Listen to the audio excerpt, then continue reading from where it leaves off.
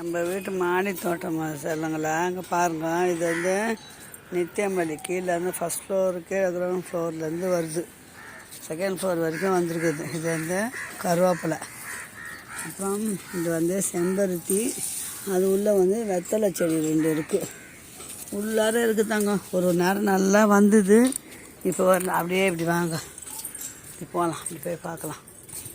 இப்படி வந்தோம்னா இங்கே பாருங்கள், கஸ்தூரி பூ இது வரும்.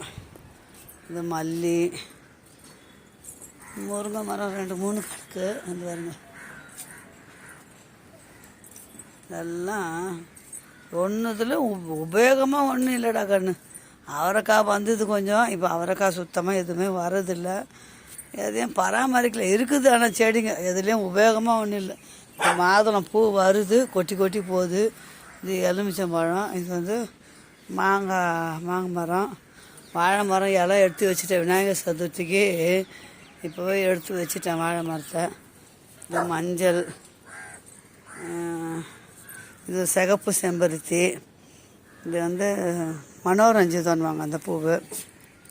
இதெல்லாம் ரோஜா, அதான் கண்டதும் இருக்கும்டா.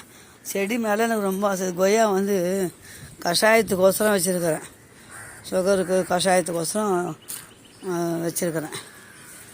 அப்புறம் இந்த பக்கம் வந்தீங்கன்னா சோத்து கத்தாழை, அவ்வளோதான். ஒன்றும் இல்லைடா, உபயோகமான ஒன்று எடுத்தாங்க. இவ்வளோ தான் மாடி வீட்டு தோட்டம் நம்மளுக்கு. பாருங்கள், மனாவதே வளர்ந்து கிடக்குதுன்ற செடி. அவ்வளோதான். ஓகே, பாய்.